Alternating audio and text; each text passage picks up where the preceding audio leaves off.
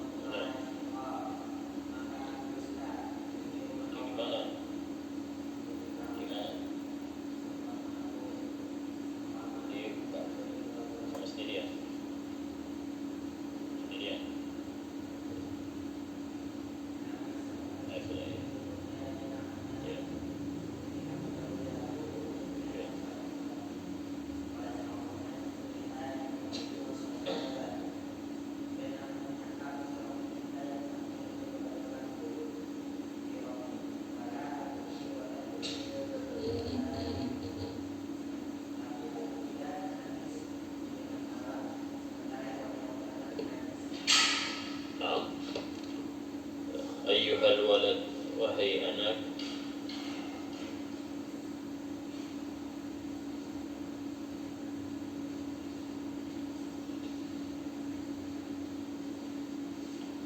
khulasatul ilm, inti daripada ilmu agama.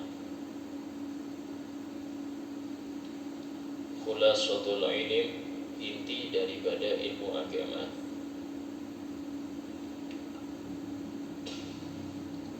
An ta'lama at-ta'ah wal ibadah ma hiya, yaitu engkau mengetahui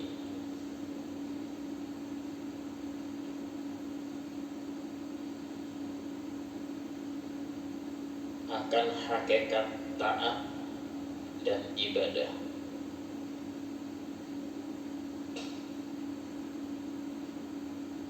Engkau mengetahui akan hakikat taat dan ibadah.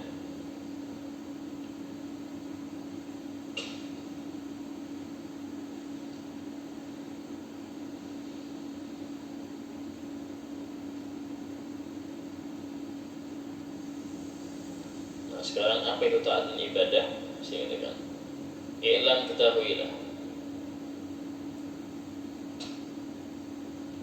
anna ta'ah wal ibadah, bahwasanya ketaatan dan ibadah itu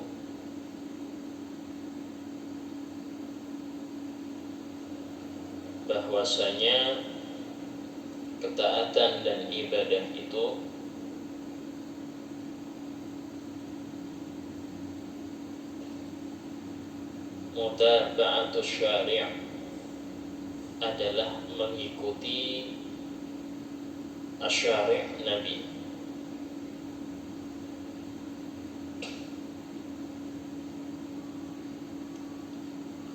Fil awamir, di dalam segala perintah,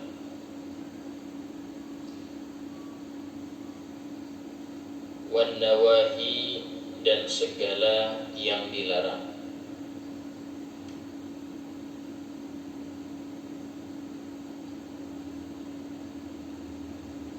Bil qawli wal fi'li, baik dengan ucapan maupun perbuatan.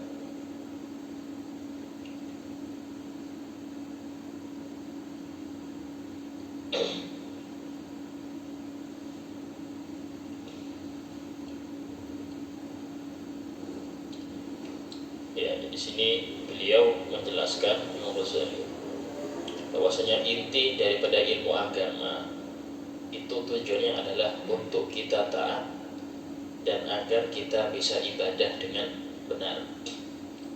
Sehingga para ulama mengatakan di dalam firman Allah, "Wa ma khalaqtul jinna wal insa illa liya'budun." Aku tidak memerintahkan jin dan manusia kecuali untuk liya'budun, untuk menyembah. Dalam tafsir sebagian liya'lamun, agar mereka mengenal. Ya, karena tidak mungkin ibadah tanpa ilmu. Bahkan belajar ilmu agama itu masuk ibadah. Sehingga yang meninggalkan belajar itu hukumnya dosa. Ya, orang yang langsung ujuk-ujuk ibadah tapi tidak ngerti belajar, tidak ngerti caranya, dosa dia. Kenapa? Karena setiap ibadah punya urutan. Orang yang mau sholat, dia harus ada wudhu dulu, dia harus menutup aurat dulu, dia harus suci dari najis dulu, baru bisa masuk sholat. Maka seseorang ketika mau ibadah apapun itu, paling pertama harus tahu ilmunya. Karena tidak mungkin seorang itu ibadah tanpa ilmu. Contoh, seseorang yang dia berpuasa nyambung puasa wisol, istilahnya dia itu selama 3 hari tidak makan, ya, mulai hari Ahad dia puasa, nanti maghrib tetap lanjut tidak berbuka sampai Senin, berbukanya nanti hari Selasa, di Ahad, Senin, Selasa baru berbuka, dianggap benar, padahal hukumnya haram. Puasa wisol hukumnya haram, dilarang. Nah, kenapa dilarang? Karena nggak sesuai aturan. Nah, aturannya apa? Ya aturannya kalau sudah waktu maghrib berbuka, saya nggak lapar, walaupun nggak lapar tapi harus dibatalkan.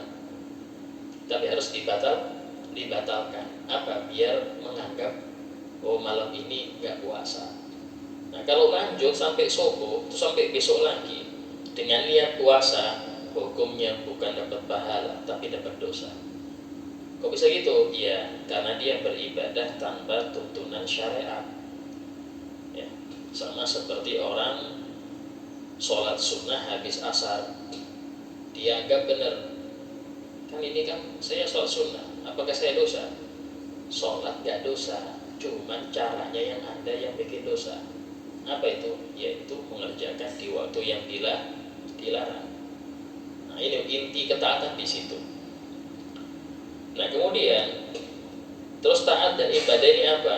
Nah, tadi ibadah itu ngikutin Nabi.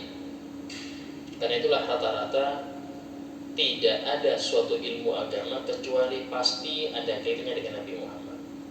Baik itu secara hadis maupun secara sirah, sejarah. Ya. Sehingga orang yang dia ini mendalami fikih saja itu kaku nanti. Nah, kalau dia fikih plus hadis, nanti tambah lagi sejarah Nabi, dia baca sejarah Nabi, oh Rasul pernah gini, oh Rasul pernah gini, ngerti? Dia gabungkan enak. Kenapa? Karena memang seluruh kehidupan Nabi itulah sumber fikih. Nah, hanya saja nanti dalam hal ini berbeda-beda ulama dalam menyikapinya. Contoh, beliau pernah dalam sholat membawa cucunya, gendong cucunya Umamah. Umamah ini putrinya Siti Zainab. Ya. Itu cucunya sholat, tengah-tengah sholat. Jadi waktu mau rokok taruh, itidal dibawa lagi. Nanti mau sujud taruh lagi beliau. Nah, dari sini Imam Malik mengatakan, tidak apa-apa gerak 3 kali dalam sholat. Kenapa? Nah, Rasulullah bawa bayi. Tidak mungkin diam aja, pasti itu hanya gerak ini. Tengah-tengah sholat bawa bayi. Dari sini Imam Malik mengatakan tidak masalah gerak 3 kali dalam sholat. Ya, apalagi cuma masang sorban saja. Tengah-tengah sholat masang sorban, betulin sarung, itu lebih ringan daripada bawa bayi. Nah, ini istilahnya mazhab mereka. Nah, tujuannya apa? Tujuannya biar kita tidak saling mengkritik urusan fikih.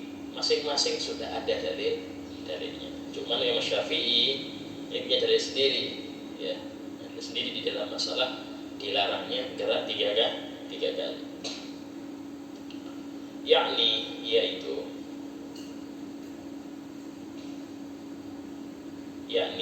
itu maksudnya yang dimaksud kullu ma taqul, setiap yang engkau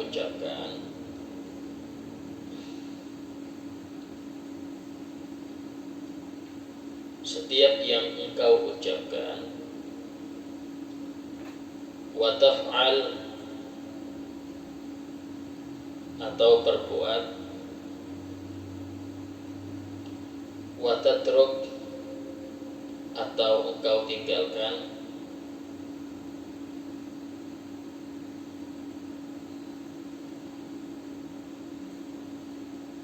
yakunu biqtida'i syar'i, harus mengikuti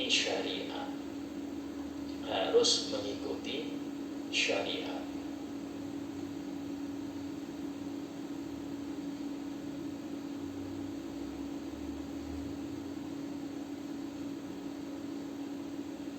Kama law sumta yaumal 'id, seperti jika engkau berpuasa hari Id.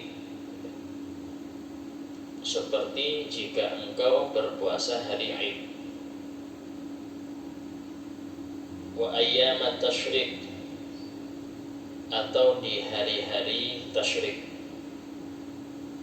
Tanggal berapa tasyrik? Diingat 11, 12 dan 13 Dzulhijjah. Ya. Takunu asya, maka engkau bermaksiat. Berpuasa, ya, puasa Anda dihitung dosa karena bukan waktu yang dibenarkan. Au shallaita fi thawbin maghsub. Contoh kedua, atau shallaita, engkau sholat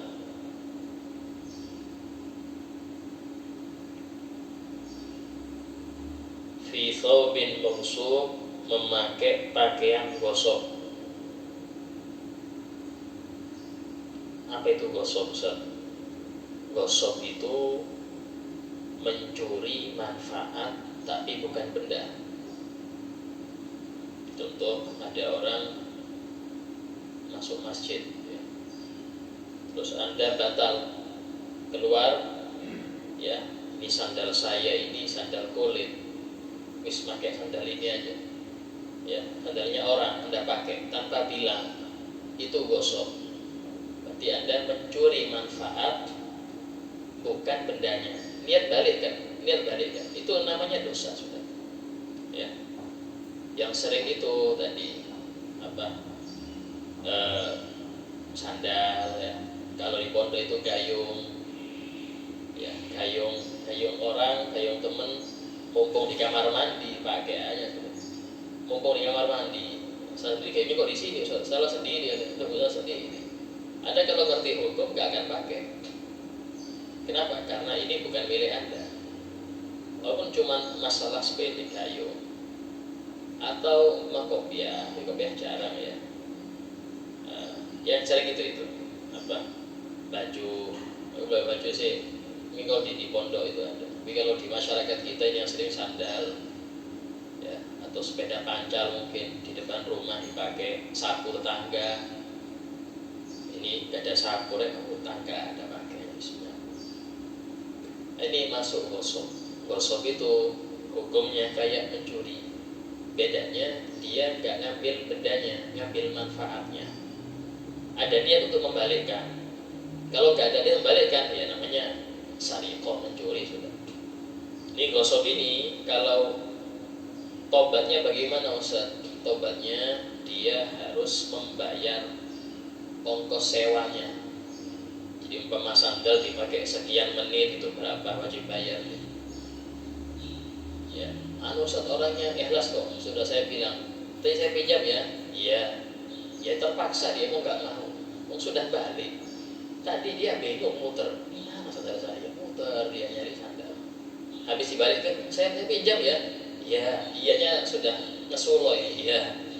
Coba tadi izinnya nggak saya izinkan, mungkin dari itu ya. Berhubung baru balik sandal ya sudah iya. Kalau dia bilang enggak, ya bisa hilang lagi di sandal. Nah itu. Nah, ini hukumnya gosok. Nah, sholat pakai pakaian gosok itu juga hukumnya haram. Tapi sholatnya sah. Sholatnya sah. Cuman dia dapat dosa. Wa ikanat surata ibadah. Walaupun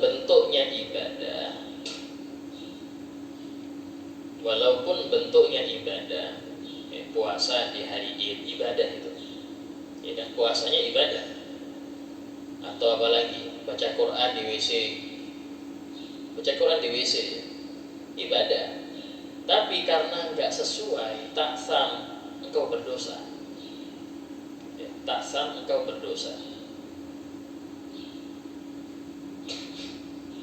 Nah, di sini penting, ibadah itu nggak harus lihat kondisi kayak apa. Nah, ini yang penting. Kayak ada orang dia ingin ngamalkan zuhud misalnya, mau tawakal, nggak kerja, dia punya istri, punya anak, disuruh zuhud juga, ya. Hukumnya dosa. Kenapa? Kewajiban Anda ngasih nafkah. Zuhud ya zuhud sendiri aja, tapi anak jangan ditelantarkan, istri jangan ditelantarkan. Kalau kita mau tawakal untuk diri Anda, tapi anak istri ini wajib dicukupi. Secara syariat mereka ini tanggungan Anda. Dan ada orang tawakal nggak ngerti ilmunya, isinya insya Allah rezeki sudah dibagi. Setiap hari itu Allah sudah bagi. Duduk aja di musola saya berzikir itu. Istilahnya gampang. Allah sudah, urusan Allah sudah. Enak betul urusan Allah. Ya, urusan mereka, kewajiban Anda. Kalau Anda single, gak punya siapa-siapa, ya silahkan apa-apa, urusan Anda itu. Tapi ketika sudah punya tanggungan, tidak boleh, harus ikhtiar, karena ada yang kewajiban nafkah. Nah ini penting, sehingga perlu ibadah itu perlu ilmu, ya.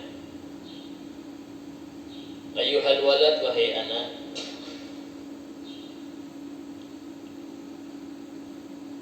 yang bagi laka, dianjurkan bagimu. Nah, yang bagi ini diwajibkan ya. Diwajibkan bagimu an yakuna qauluk, hendaknya ucapanmu, wa fi'luk, dan perbuatanmu,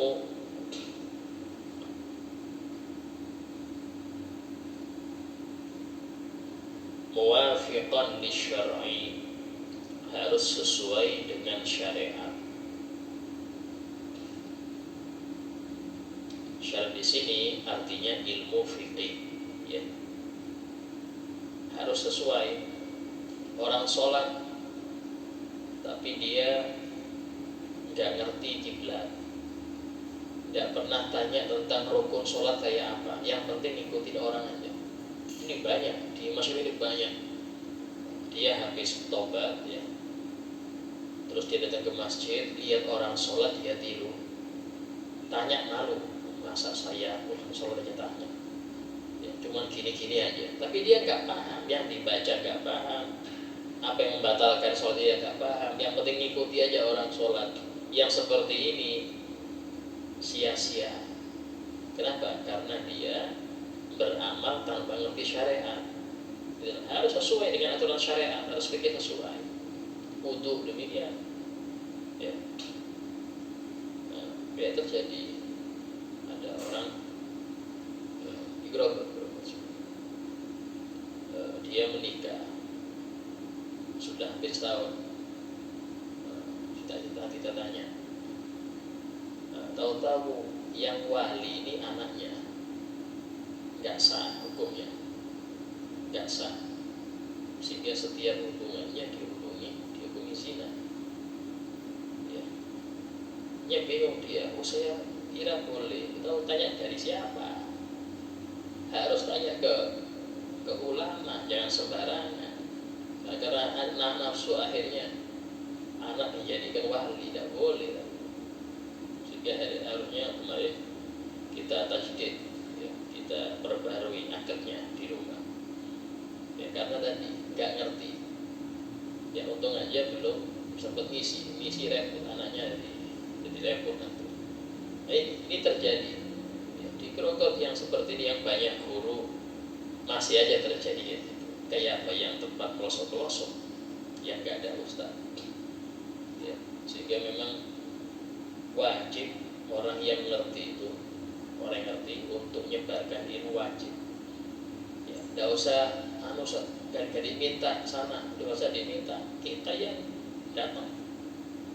Itulah kita salut sama kelompok jamaah tabligh ya, yang mereka sampai ke pelosok-pelosok ya, itu salut.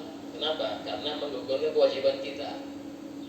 Kalau nggak ada yang ke sana, kita dosa semua, ya ngerti.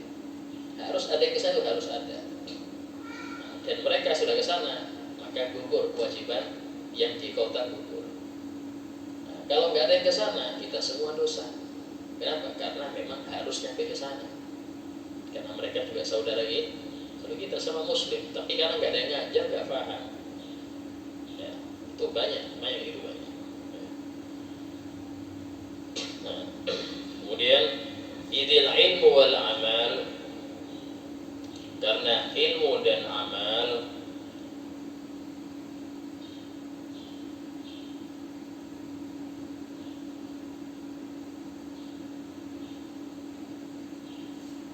bila tidak syar'i, tanpa mengikuti syariat.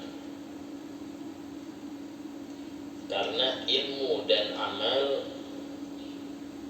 tanpa mengikuti syariat, dolalatun, adalah sebuah kesesatan. Adalah sebuah kesesatan.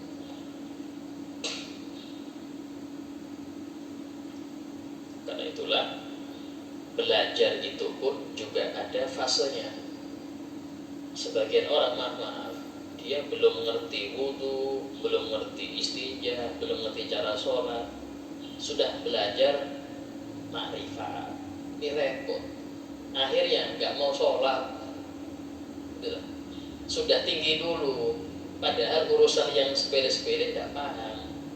Itulah para ulama itu, mereka menjenjang. Jangan sampai naik ke puncak sebelum ini sudah kuat dulu.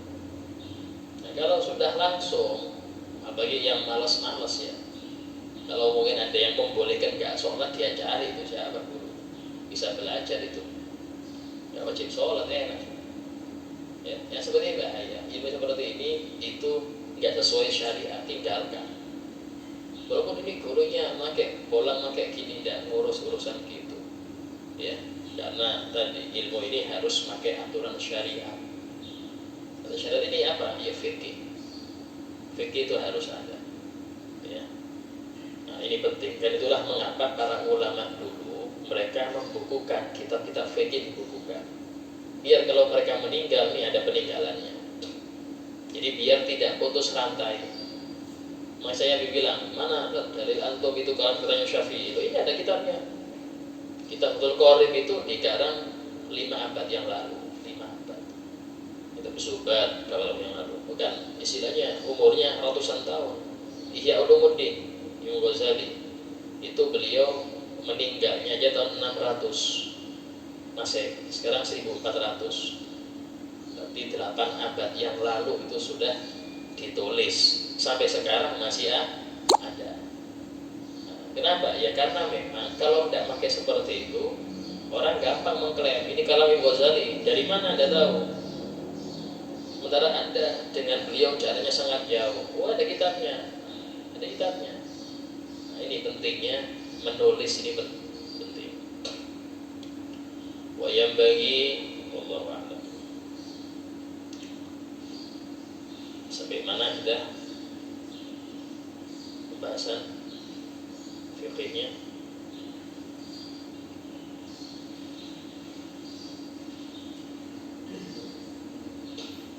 Ada bersija sampai apa adanya?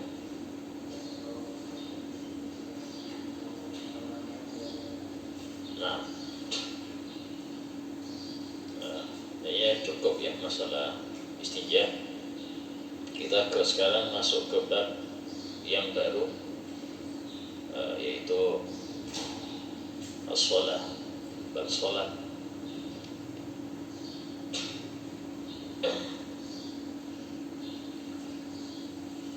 Sholat ini pembagiannya ada syarat sah, ada syarat wajib, ada rukun, ada sunnah, ada yang membatalkan, ada yang makruh, ya, ada nambah. Yang pertama syarat wajib sholat. Syarat wajib sholat berarti kalau terkumpul syarat ini lengkap, dia wajib sholat. Kurang satu nggak wajib sholat, ya. Kalau syarat sah sholat, jika semua terkumpul maka sah sholat dia. Kurang satu maka nggak sah, itu syarat, ya. Nah sekarang syaratnya kayak orang masuk pabrik, ya, dicari karyawan dengan syarat berikut. Umur 17 tahun, laki-laki, ijazah SLTA, itu harus lengkap. Kurang satu ditolak, ya, kurang satu ditolak karena syaratnya itu. Nah ini syarat sholat, syarat wajibnya sholat. Nah tulis sekarang syarat wajib sholat.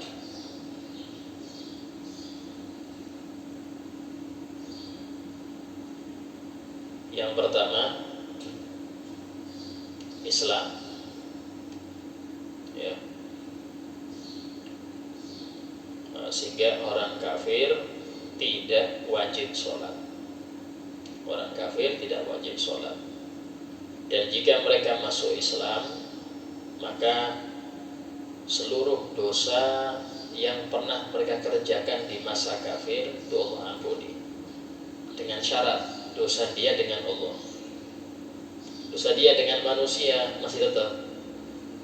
Contoh, dia pernah menyakiti fulan di masa kufurnya, dia pernah membunuh fulan, dia pernah mencuri harta fulan, itu nggak bisa hilang dengan dia masuk Islam. Kenapa? Karena itu bukan haknya Allah, itu haknya manusia. Allah hanya mengampuni yang hak dia, ya. Dia minum bir, dia zina, dia berjudi, itu kewajiban, pelarangan Allah, sehingga yang dirugikan gak ada, hanya Allah semata. Tapi Allah gak ada rugi, ya. Maksudnya itu tidak ada dia dengan Allah, itu dosanya Allah ampuni.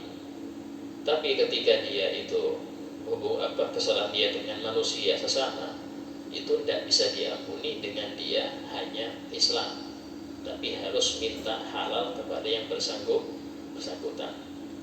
Bahkan di masa Islam pun sama. Itulah para ulama mengatakan dosa yang paling besar setelah syirik itu adalah dzulmun nas, mendolimi manusia. Kenapa kalau dibilang paling besar? Karena sulit tobatnya. Ya, sulit tobatnya. Tobatnya itu nggak cuma dengan tobat nasuha, tapi harus orang yang didolimi ini memaafkan dengan ikhlas dari hati, bukan dipaksa. Maafkan ya, mau nggak mau dia mereka kena pentung lagi ya. Maafkan sambil bawa pentungan, maafkan ya, iya saya maafkan, ini repot, harus dari lubuk hati dan itu sulit ya. Sehingga para ulama mengatakan kalau memang orang-orang itu ngerti besarnya akibat mendolimi orang, maka dia tidak akan mau bergaul, wis di rumah wis, daripada dia bergaul nanti dolimi orang dia nggak mau. Jadi inilah mengapa sebagian besar orang soleh itu lebih senang khumul, lebih senang uzlah di rumah. Kalau nggak ada hajat penting tidak keluar. Kenapa? Khawatir dolimi. Kalau mau maksiat, hati-hati dengan Allah aja maksiat, dan karena Allah Maha Pengampun. Tapi kalau dengan manusia, mereka nuntut terus. Jadi di akhirat itu paling pelitnya urusan pahala itu kita. Sehingga dicari orang-orang yang pernah dolimi, dia dicari. Untuk apa? Untuk dikasih dosanya. Anak punya dosa banyak Bang. Nanti di akhirat anak cari siapa yang pernah ngomongin saya, mencaci saya, nyakitin saya, ngambil barang saya, tak cari itu. Ya Rob, fulan pernah gini ya Rob. Oh iya, terus apa? Saya minta pahalanya. Nah, kalau umpama dia gak punya pahala, tak kasih dosa ya, kasih dosa. Itu cari semuanya seperti itu, semuanya. Sehingga Allah menggambarkan kondisi itu dengan firman-Nya, yauma yafirrul mar'u min akhi. Pada hari itu seseorang akan lari dari saudaranya. Wa ummihi wa abi, lari dari abahnya, dari ibunya. Kenapa? Tidak melaksanakan hak mereka di dunia, sehingga mereka mendolimi orang tuanya, dolimi anaknya, dolimi saudaranya, dolimi istrinya. Daripada dituntut dia lari, kayak selamat, tidak mungkin selamat dari hukum Allah. Pasti semuanya kena. Ya. Dolim anak seperti apa? Nggak dikasih ilmu agama, itu dolim kemana? Dolim sama istri banyak, ya. Nafkah kurang, atau mungkin tidak muasyarah bil ma'ruf, ya, tidak bergaul dengan baik, sering ini macam-macam. Juga itu istri mendolimi suami juga banyak, dan nggak nurut, sering ngomelin suami, ini masuk itu. Terus semuanya ada, semuanya. Bahkan kepada teman ada hak, tetangga ada hak. Jadi apa? Contoh kita sudah motor yang oblong itu, mau yang digeret-geret samping, ya nggak bisa tidur, kita nggak ngurus yang penting, ini ngegas aja. Ini hak tetangga itu, menjaga telinga tetangga, ini hak mereka. Ya. Nah itu hak banyak. Ya, karena kita tidak ngurus itu, wis urusannya. Yang penting saya senang, ini repot. Nah, atau apalagi ayam ya, punya ayam dilepas, buang airnya di teras tangga. Ya, dia saja yang punya ayam di kampung situ. Tiap rumah ada jejaknya, jejak digital. Ini hukumnya dolim. Orang yang ini dia mangkel, cuman mau disembelih, bukan punya saya. Tapi ini tiap hari juga bukan bertelur di sini. Ini pasti ngegerutu dia. Ini dolim termasuk, kan hak tetangga itu. Ya banyak ya. Sehingga dolim ini sangat berat. Nah, orang yang dia kafir masuk Islam, maka seluruh dosa diampuni kecuali dolim. Adapun orang yang murtad, pernah Islam dulu, masuk agama lain, ya seperti ini, tetap kewajiban sholat bagi dia. Tetap dia wajib sholat, wajib puasa kalau Ramadan, wajib zakat di hartanya. Tapi nggak sah. Kenapa? Karena dia nggak punya syarat niat apa itu Islam. Sehingga seumpama dia masuk Islam lagi, wajib dia mengqadha seluruh sholat, seluruh puasa yang dia tinggalkan di masa murtadnya. Wajib itu. Itu kalau yang murtad. Kalau yang dari kecil, dari bayi sudah kufur, sudah kafir, nggak perlu mengqadha. Nah, ini perbedaan orang murtad sama orang kafir. Yang kedua, balik. Ya. Balik ini dengan satu dari 3 hal. Bisa dengan keluar sperma atau mimpi basah, laki-laki atau perempuan, bisa dengan haid, ya itu perempuan saja, atau dengan umur, itu umur 15 tahun, laki-laki nggak pernah keluar sperma. Nanti umur 15 tahun itu langsung hukumnya dia balik. 15 tahun ini pakai Komariah, nggak pakai Masehi. Berarti 15 itu bedanya Hijriah sama Masehi ini 10 hari. Ya, kalau Hijriah itu 255 setahun, ya kalau Masehi itu 265. Berarti bedanya itu 10 hari. Nah, kalau 10 hari berarti 15 tahun kali 10 150. Berapa bulan itu? Itu 5 bulan berarti ya. Sehingga 15 tahun kurangi 5 bulan sama dengan 14 tahun 7 bulan. Seseorang yang umur Masehinya 14 tahun 7 bulan sudah hukum balik walaupun gak pernah haid. Ini kalau perempuan gak pernah mimpi basah, kalau itu laki-laki gak pernah. Tapi kalau sudah umur 14 tahun 7 bulan langsung hukumnya balik. Ya, itu di dalam hukum masalah balik. Yang ketiga, berakal. Oke, berakal. Orang yang gila jelas tidak wajib sholat. Adapun orang yang pingsan, ya orang yang pingsan nggak wajib. Apakah wajib qadha, Ustaz? Nah ini di sini khilaf pula. Ada yang bilang mengatakan wajib, ada yang nggak wajib. Jadi kalau orang gila sepakat nggak wajib qadha. Jadi orang gila ketika sembuh nggak wajib dia mengqadha sholat yang ditinggalkan di masa gilanya, nggak perlu. Tapi kalau orang pingsan wajib mengqadha. Ya, orang pingsan, orang teler, ya, tidur apalagi, ya, wajib qadha. Nah, terus yang keempat, sampainya dakwah Islam kepadanya. Ya.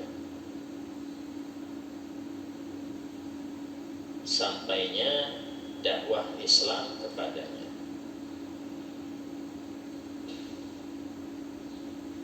Ya, ini jika ada orang di pedalaman, contoh hutan Amazon, di pedalaman Amazon, tidak pernah lihat TV itu, listriknya nggak ada TV, sinyal HP nggak ada, nggak pernah ada ulama atau ustadz masuk situ, nggak pernah, ya, nggak pernah ada koran, media, nggak pernah ke situ, maka hukumnya mereka, ya, walaupun telanjang, walaupun nyembah berhala, walaupun makan yang haram, walaupun berzina, hukumnya tidak dosa.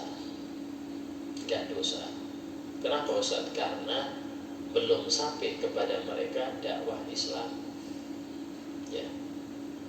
Bagaimana mereka diharapkan sementara mereka tidak kenal Islam itu apa? Ya, kecuali kalau mereka sudah mendengar ada istilah Islam, itu istilah Nabi Muhammad, wajib mereka cari tahu dan wajib mereka masuk agama Islam.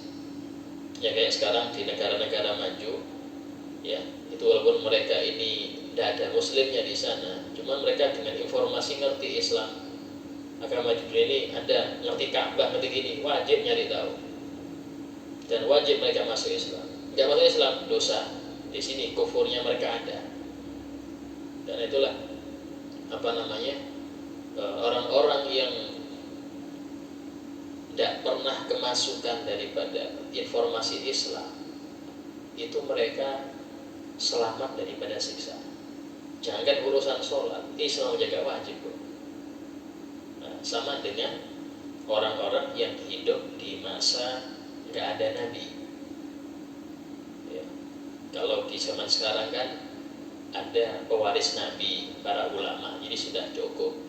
Tapi zaman-zaman antara Nabi Isa dengan Nabi kita Muhammad, itu jaraknya, karena kita kalau sepakat Nabi terakhir sebelum Nabi Muhammad itu Nabi Isa, dan tidak ada setelah Nabi Isa Nabi lain kecuali Nabi Muhammad. Sepakat semua sudah itu. Nah, orang-orang yang hidup di masa itu, jadi jaraknya itu antara Nabi Isa dengan Nabi Muhammad itu hampir 6 abad. Karena Nabi Isa lahirnya 1 Masehi. Ya, 1 Masehi. Dan itulah bilang tahun Masehi dari Al-Masih.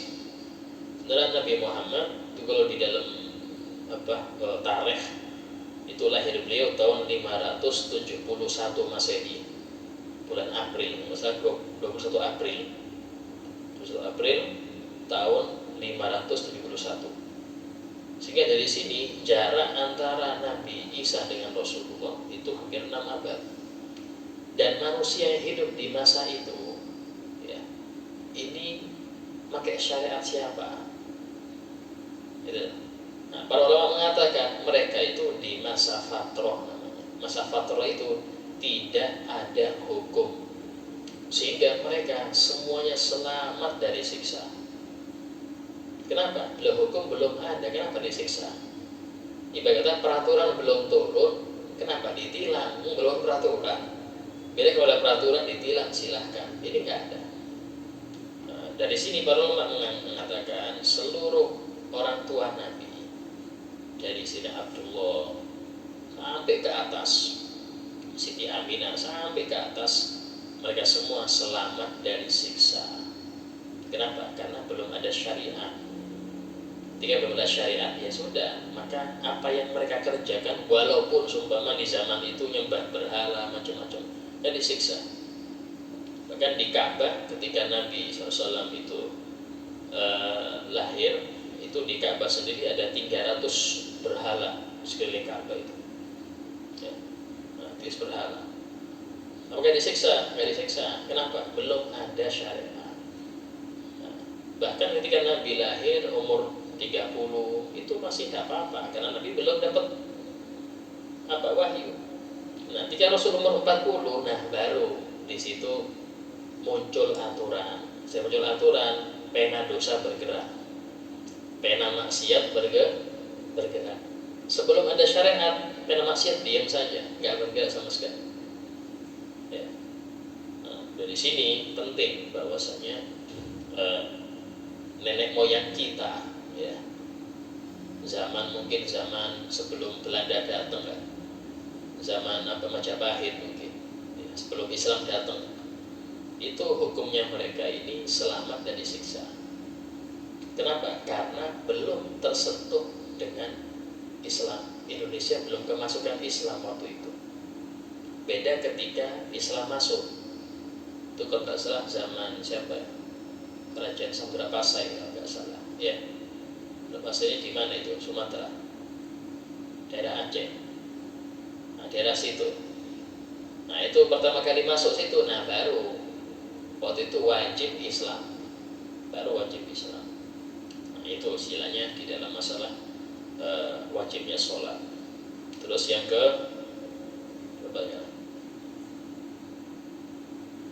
yang kelima, suci dari haid dan nifas. Perempuan yang lagi haid hukumnya tidak wajib, bahkan dosa. Sholat dosa dia. Ya. Nah, yang terakhir,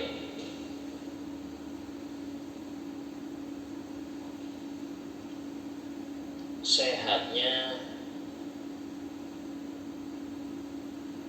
penglihatan dan pendengaran sekaligus, ya. Atau salah satunya, ya. Selamatnya penglihatan dan pendengaran atau salah satunya.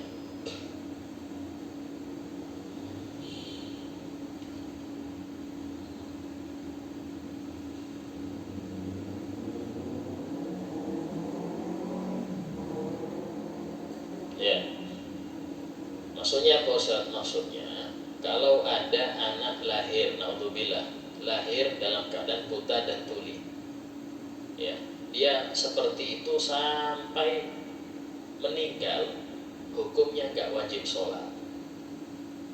Lahir dalam keadaan buta tuli sampai meninggal, sampai besar dewasa, sampai meninggal dia, hukumnya tidak wajib sholat. Kenapa? Karena ilmu itu bisa masuk ke orang dengan dua wasilah, dua perantara. Kalau enggak dari pendengaran, dari penglihatan. Itu aja sudah. Kalau ini sudah ketutup dua-duanya, ya bagaimana bisa kita masukin cara sholat? Bahkan Islam pun nggak wajib bagi dia. Dia suruh Islam nggak wajib, suruh syahadat kayak apa mau syahadat? Nggak pernah dengar syahadat dia. Ngelihat orang Islam pun nggak pernah. Dia buta dari bayi. Dia seperti ini nggak wajib sholat. Beda kalau dia salah satunya, dia hanya buta saja tapi bisa mendengar. Atau kebalikannya, dia tulis saja bisa melihat, tetap wajib Islam karena bisa masuk ilmu agama. Tapi kalau dua ini ketutup mulai bayi ya, hukumnya tidak bisa lagi sudah. Ya, seperti ini hukumnya tidak wajib sholat. Nah, kalau 6 ini lengkap, hukumnya wajib sholat. Kurang 1 tidak wajib sholat.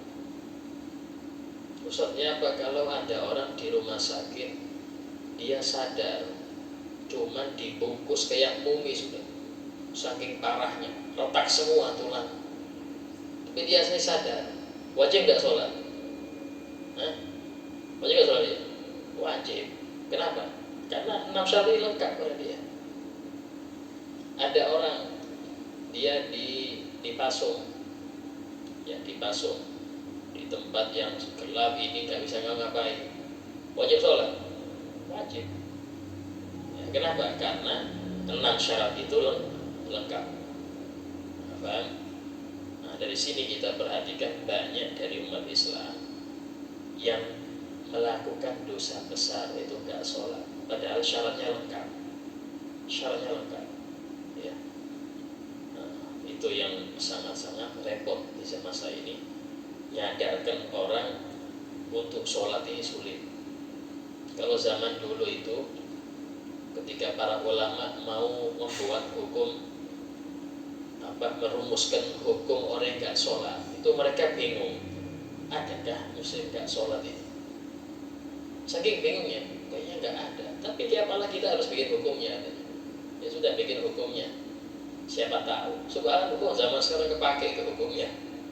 Zaman dulu orang yang para ulama itu bingung, adakah muslim nggak sholat ini? Sampai gitu, saking bingungnya, masa ada muslim nggak sholat? Sampai di masa sahabat itu, mereka mengatakan, kami tidak mendapati suatu ibadah yang jika ditinggalkan, yang meninggalkan kafir kecuali sholat. Tidak ada suatu ibadah wajib yang meninggalkannya dihukumi kafir kecuali sholat. Kenapa? Karena Rasul bersabda, ahdu ma bainana wa bainahum shalah. Perbedaan kita dengan mereka itu sholat. Faman tarakaha faqad kafar. Yang meninggalkannya langsung kafir. Ini hadis Nabi. Sehingga berat, ya, berat kalau urusan sholat ini sangat berat. Ya, kita perhatikan di Seiring itu, hanya orang mulai siang sampai jam 10 malam di situ aja. Tapi pikir kapan sholatnya? Padahal masjid dekat. Ya, ada yang mengatakan istilahnya belum wajib. Belum wajib, umur berapa dia? Ya, ini termasuk yang seperti itu jarang sukses. Umpama dia kaya pun nggak berkah harta, maka lebih banyak harta dipakai untuk maksiat daripada taat.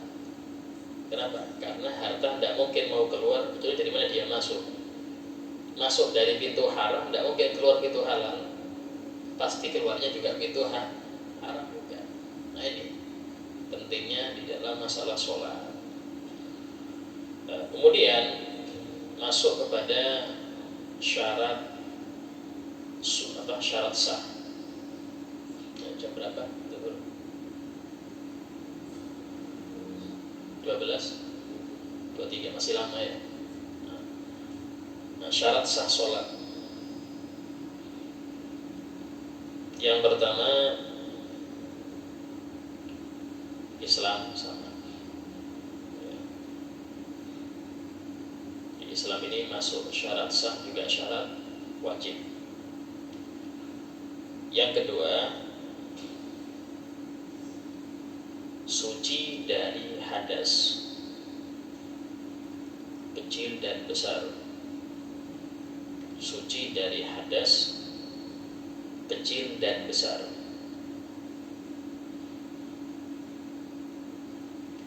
Nah, berarti ada orang 6 syarat lengkap sudah, tapi dia gak bisa wudu, gak nemu air untuk wudu, gak nemu debu untuk tayamum. Hukumnya wajib sholat, wajib, tapi nanti ngulang karena gak sah. Dia wajib ulang karena tidak sah. Ya, nah itu yang dimaksud ya. Nah, sebagian orang alasan baju kotor gak sholat, banyak seperti itu. Sholat Pak, bajunya kotor Ustaz, nanti aja saya kotor. Tidak boleh, kotor itu wajib, tapi sholat Anda di waktu sekarang itu wajib lagi. Kotor itu nanti, ini yang sekarang ini sudah wajib ya.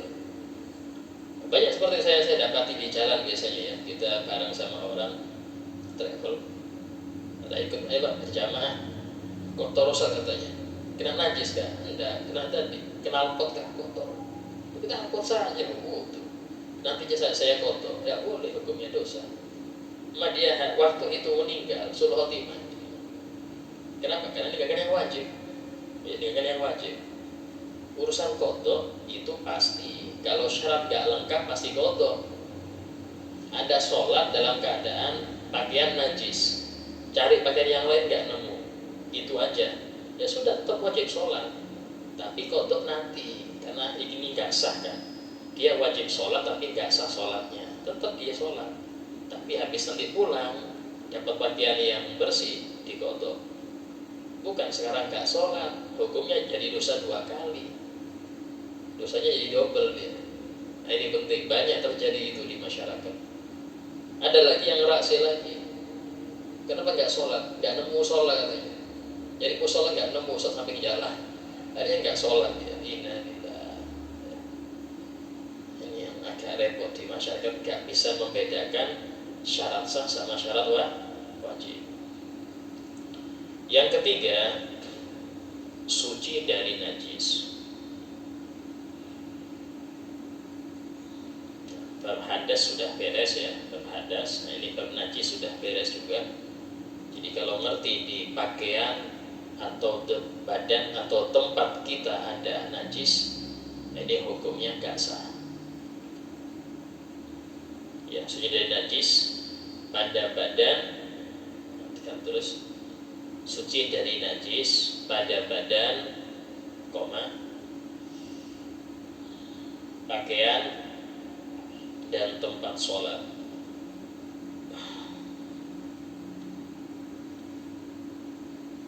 Badan sudah jelas ya, seluruh badan ini harus suci dari najis.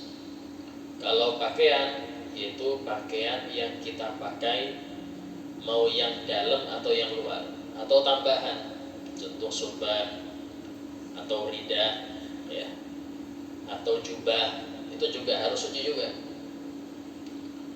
Nah, terus tempat sholat itu adalah tempat yang ditempeli oleh badan kita atau pakaian kita ketika sholat. Itu namanya tempat sholat. Jadi kita tidak perlu mau sholat meriksa, misalnya di sini ada najis, diperiksa satu-satu, tidak perlu. Terus cukup depan Anda ada kan najis, itu aja. Urusan umpama kita sholat di sini, umpama di sini ada tai ayam, sampai kita pas, tidak apa-apa, karena kita nggak pegang dia, kita nggak nyentuh, tidak masalah, ya tidak apa-apa. Karena itulah para ulama menghukumi bukan gak sah, makruh sholat di kandang ayam, makruh. Itu kandang ayam Ustaz, yang besar, buat yang kecil bisa masuk, itu yang kecil, yang besar ya. Itu makruh dalam hukum fikih, makruh, bukan gak sah. Tapi dengan syarat tadi suci. Sholat di hamam, kamar mandi, sholat di kamar mandi, dia apa model? Mungkin yang besar ya, yang besar. Itu hukumnya sah. Cuman tadi makruh. Kenapa makruh? Tempat buang air sudah tak siram semua, suci sudah. Tidur bisa di situ, Pak. Ya tidak apa-apa. Cuman ini tempat biasanya buang air, dan Anda membaca di situ, hukumnya dosa. Baca Fatihah di situ. Ya, misalnya ini anak pondok, karena dia terlambat ke masjid takut dihukum di kamar mandi sholatnya. Ini repot juga ini. Nah, kemudian yang keempat, menghadap kiblat.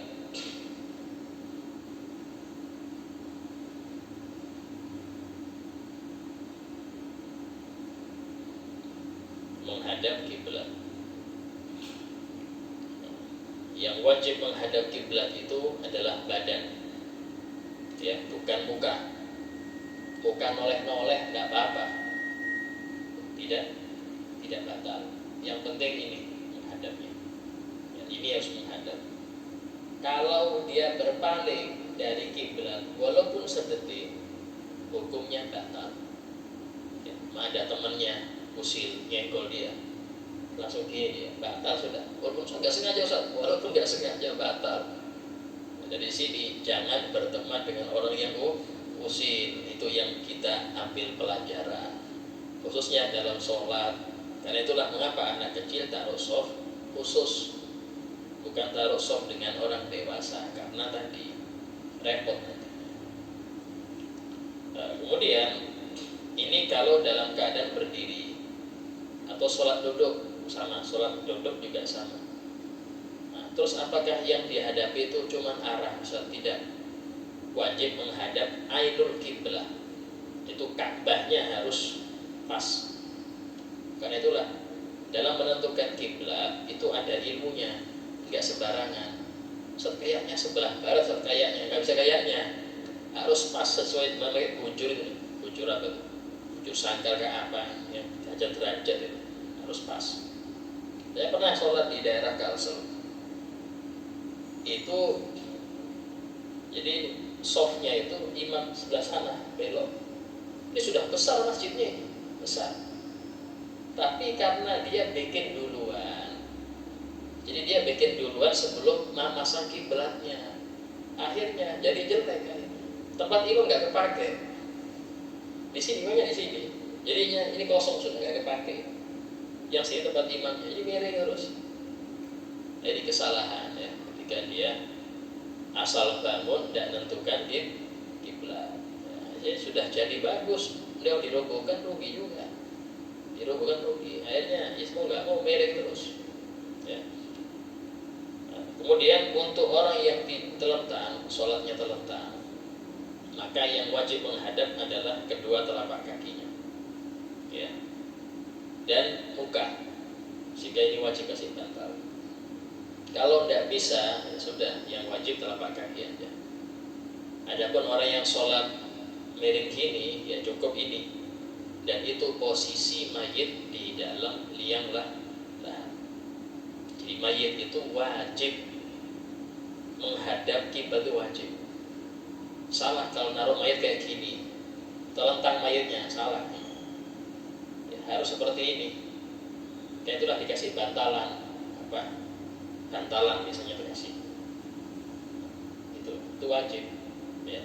Bahkan kalau ada orang dikubur, ketahuan ini orang salah, dia menghadapnya ke atas, wajib digali sehingga di arah kiblat itu wajib. Tapi ada dosa-dosa yang menyebabkan orang itu berbalik kiblat di kuburnya, ada. Nah, kayak gitu kita nggak tanggung jawab. Yang penting sudah kita arahkan ke kiblat, urusan nanti dia berubah urusannya. Di antaranya apa? Kubur walidain, durhaka pada orang tua, itu mengakibatkan berbalik dari kiblat, itu tanda jelek sebenarnya. Atau jarang sholat, ya, nggak tobat, jarang sholat, nggak tobat ya, tetap jarang sholat. Mungkin maghrib aja sholat sama isya, dan sisanya nggak sholat. Ini hati-hati. Nah, seperti ini bahaya. Kemudian yang kelima, ya, selanjutnya menutup aurat. Menutup aurat.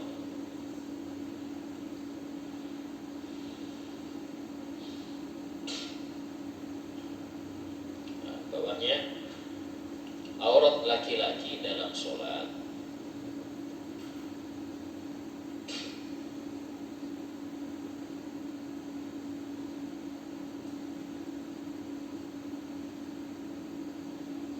antara pusar sampai lutut.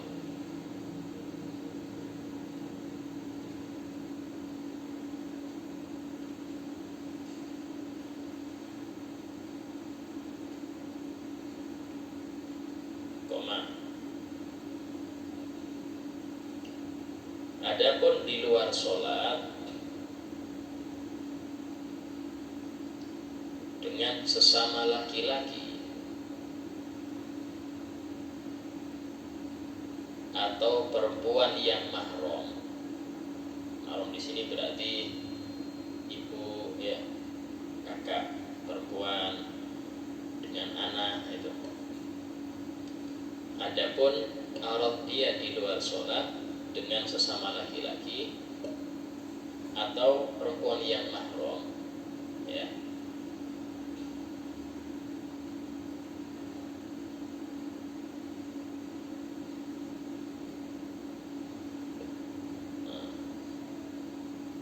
yaitu antara pusar sampai lutut. Antara pusar sampai lutut. Itulah tidak boleh kita renang di kolam renang khusus laki-laki. Pakai cawat aja hukumnya haram. Laki-laki semua, Ustaz. Aku laki-laki semua. Apa itu telanjang lebih lagi dosa. Pakai cawat ya berarti kan bahan kelihatan itu. Itu haram itu. Karena aurat Anda dengan sesama laki-laki pusar sampai ya. Nah itu. Apalagi kalau campur, ini repot lagi, ya. Kalau renang yang campur lagi perempuan, ya tahu seperti itu, ya. Nah, ini repot lagi itu. Tidak boleh, dia boleh. Ya. Itulah di pondok biasanya. Kalau guru itu pengen renang, kita booking 1 hari itu, kita booking itu dari yang lain udah. Nah, guru semua itu yang itu celana panjang semua, ya. Maka nanti kalau yang para ustadzah, ya, para ustadzah mau renang juga, boleh juga.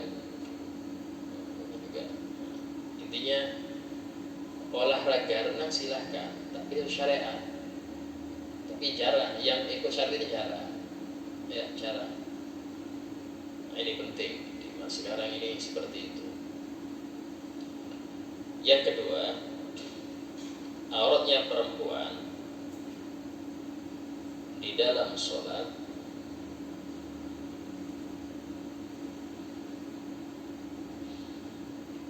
seluruh badan. Auratnya perempuan dalam sholat adalah seluruh badan kecuali muka dan telapak tangan zahir batin. Dan telapak tangan zahir batin. Maksudnya apa? Belakang, depan ini bukan aurat. Jika ada perempuan, yang penting dia bajunya segini aja sah sudah. Ya. Mau dia saya tidak pakai mukena, Ustaz. Cuman modal kaos kaki, umpama. Ya, dia pakai kaos kaki sama pakai jilbabnya. Nah, itu sholatnya biasa, tidak apa-apa. Asal tadi tertutup semua kecuali 2 itu. Nah, termasuk bukan wajah itu sini. Ya, itulah perempuan mukenanya. Kalau model jilbab itu kelihatan yang sini, nggak sah dia sholat. Harus seperti ini modelnya. Mukenanya seperti ini dia ikatnya. Untuk memastikan selain muka ketutup. Tapi kalau model jilbab ini kelihatan sini, ini nggak termasuk wajah. Wajahnya ditutup itu. Nah, ini banyak yang nggak paham. Kita lihat mukena, bagian kayak gini mukenanya. Ini kelihatan, nggak sah. Sholat harus ketutup ini. Sehingga seperti ini, ya, mukenanya. Harus sah. Insyaallah untuk syarat yang selanjutnya kita bahas pada pertemuan yang akan datang. Ada pertanyaan silakan.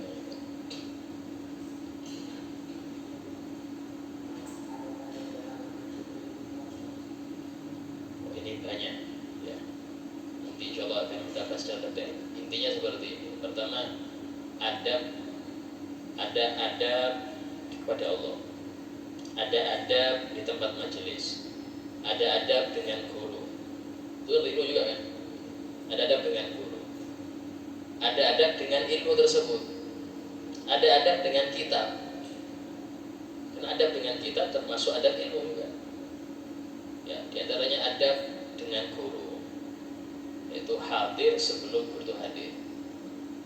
Itu syarat ini juga.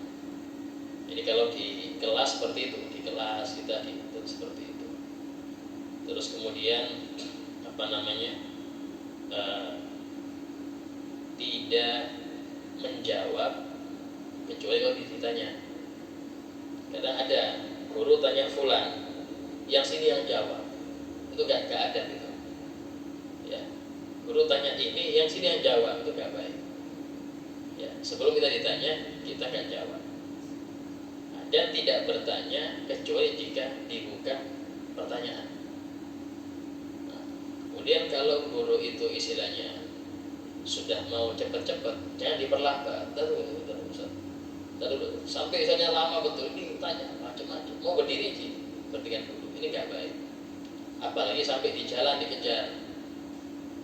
Ya, itu tidak baik. Mungkin guru ini mau ada hajat, pertanyaannya ini gak sesuai. Atau tanya ilmu di pasar atau di pasar. Ustaz, mau tanya hadis Ustaz? Tanya hadis di pasar. Ini gak sesuai adab. Itu adab dengan guru. Ya, masih banyak itu. Nah, ada kitab khusus itu namanya Ta'limul Muta'allim.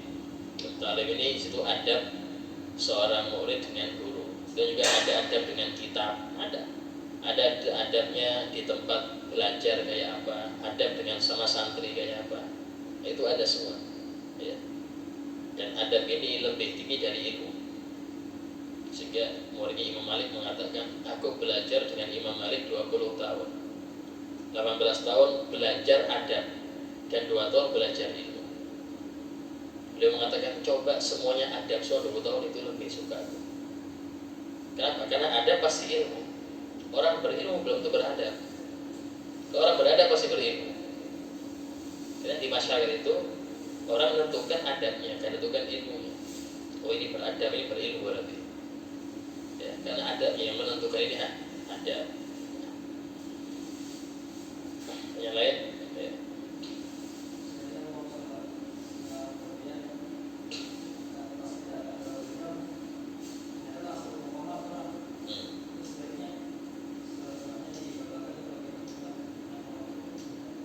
Dibatalkan. Karena memang sholat sunnah boleh batal, boleh. Dan itulah penting pakai waktu penting, ya. Jadi kalau sudah 1 menit lebih masih kata sholat sunnah, sudah tunggu aja. Iya. Nah,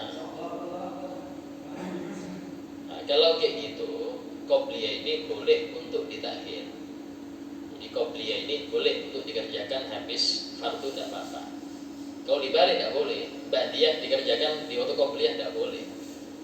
Nah, itulah qobliyah boleh dikerjakan habis zuhur, tidak apa-apa. Dan tetap bukan qadaan, tapi adaan. Tetap adaan dia.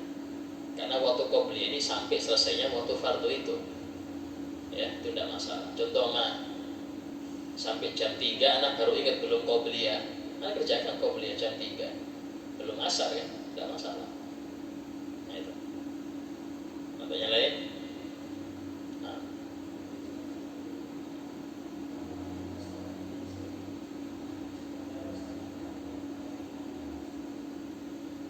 memang dalam masalah amar ma'ruf nahi mungkar itu sudah Rasulullah jelaskan dalam satu hadis, man ra'a minkum mungkara, pada siapa kalian melihat kemungkaran, falyughayyir biyadihi, adanya dia merubahnya dengan tangannya. Itu tugas para umarah. Karena mereka yang punya Satpol PP mereka, yang punya perbuk mereka. Kenapa ini perbuk itu tinggal tulis jam-jam sholat dilarang berjualan di sini, mau gimana? Mau nggak mau Satpol PP gerak itu. Apa susahnya? Pemerintah tinggal tangan dong. Itulah pemerintah, kalau mereka ini sesuai aturan syariat, itu semua makmur. Di Pasuruan itu perbuknya Ajib, bupatinya orang Pondokan, Gus Irsyad.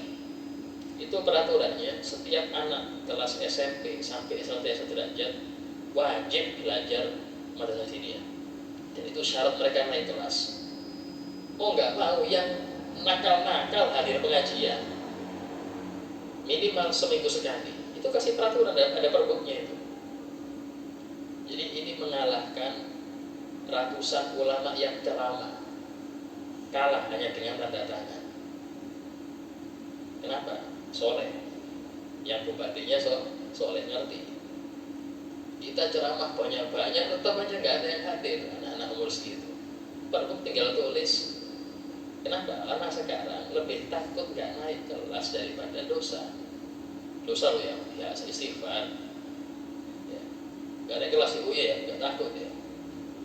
Nah ini harus pakai ini dalam berdakwah.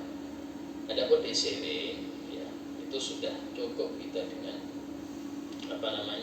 kalau untuk kelas kita ya, sekelas ulama, ustaz, itu mereka batasannya hanya di pengajian.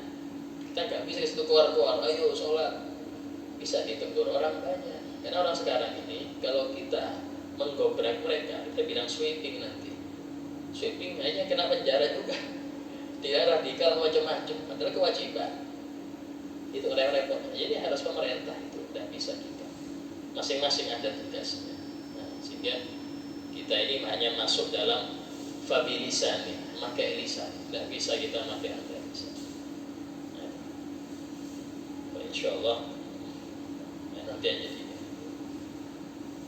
akan kita bahas pembahasan yang akan datang pada pertemuan selanjutnya. Fatihah Al-Fatihah. Shiratal ladzina an'amta 'alaihim. Bismillahirrahmanirrahim. Alhamdulillahirabbil alamin. Allahumma shalli wa sallim ala sayyidina Muhammadin wa ala alihi wa sahbihi ajma'in. Rabbana anfa'na bima 'allamtana, rabbi 'allimna alladhi yanfa'una, rabbi faqihna wa faqih ahlana qarabatina fi dinina. Rabbi waffiqna fihum lima tartadi qawlan fi'lan karama wa rizqin kulla halalan da'ima wa khilaqi ulama nahdu bil khair fa kulla syarr. ربنا واصلح لنا كل شؤون قر بالرضا منك العيون وقض عنا ربنا كل الديون قبل أن تأتينا رسل المنون ربنا آتنا في الدنيا حسنة وفي الآخرة حسنة وقنا عذاب النار وصلى الله على سيدنا محمد وعلى آله وصحبه وسلم. الحمد لله رب العالمين. السلام عليكم ورحمة الله.